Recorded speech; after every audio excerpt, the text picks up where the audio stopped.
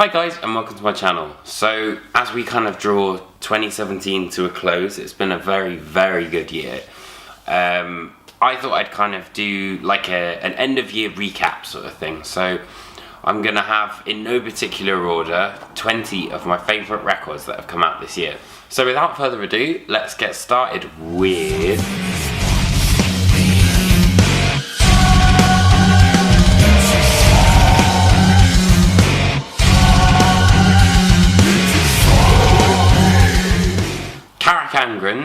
Dance and Laugh Amongst the Rotten.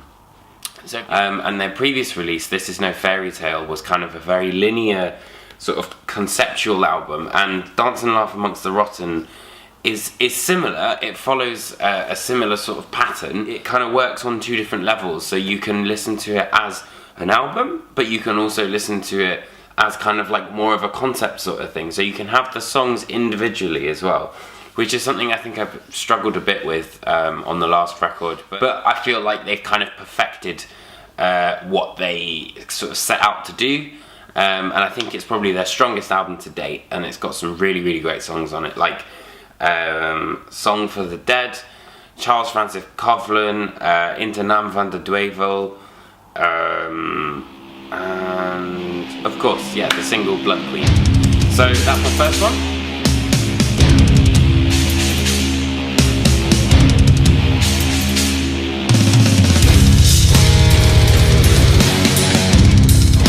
After that is Immolation's Atonement. So previously the band released Kingdom of Conspiracy, I think it was, and yeah, it's kind of really dark, abyssal kind of tones with a lot of dissonance, and I think it's Bob Vigner's finest guitar work to date, really. I mean, like, I know that Immolation have got a fierce reputation, but Atonement definitely sits up there with some of their best work. And Ross Dolan's vocals, when he's just like, I think it's genius. But overall, I think the biggest thing with Atonement is the sense of atmosphere that the band have got. And again, just kind of tightened up songwriting.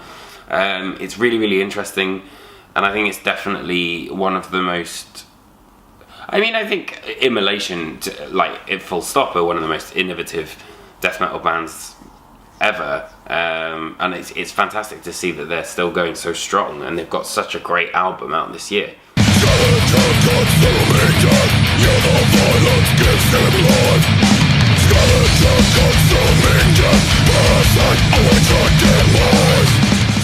Good old Cannibal Corpse. So Cannibal Corpse released their album Red Before Black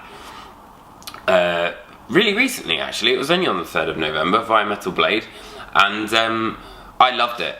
They understand exactly what they're really good at, and also how they're going to kind of like further themselves slightly, because I thought especially Skeletal Domain, that was a wicked album in terms of kind of, it was just a wicked album in terms of how they sort of grew from it, you know, like with Murderous Pact and things like that. And I mean, the tracks like Code of the Slashers, Head Shoveled Off, Remaimed, and what was the other one? Scavenger Consuming Death. They're just great, and it is literally just Cannibal Corpse trimming the fat and getting shit done.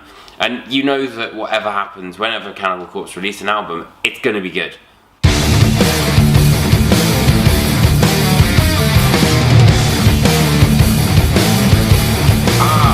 Mastodon, released in March via Reprise Records. It's been one of my favourites this year, hands down. I remember hearing Sultan's Curse for the first time, and then thinking, oh wow, that sort of like Crack the Sky, Blood Mountain, Leviathan sort of vibe is back. Emperor of Sand, yes, it is mythical and it's got this wicked story and everything, but it's a great metaphor for everything that people are going through in terms of grief.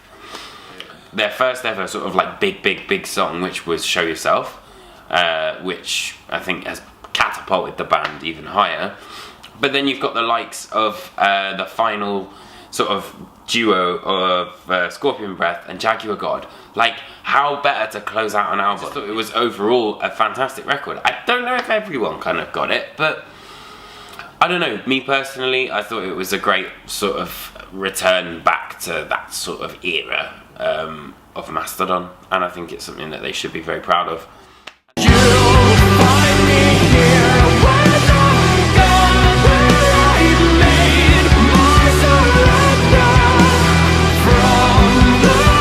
finally, for this week, is Leprous's Malina. Malina is probably one of the most intriguing records of the year. So, released in August via Inside Out. I'd probably say as far away from metal as possible. Like the introduction for Bonneville is just kind of, it's really, really light guitar work, but then you've got stuff like where Mirage comes in and it's got this massive use of 8 strings, but a clever use of 8 strings, you know, it's not like fucking Immolation where it's like dun, dun, dun, dun, dun. And I just feel that Leprous are an intelligent band. I reckon that Leprous could be onto something, you know, if they carry on this way and they understand what they're doing, because no album is really the same. But yeah, those are my first 5, and check back for next week for my next 5, and then so on and so forth. But yeah, if you've liked this video, please give me a like and make sure that you hit the subscribe button, and there's all sorts of other interviews and loads of other fun stuff that you can check out. And I'll see you next week for the second part. Okay, thanks for watching, guys.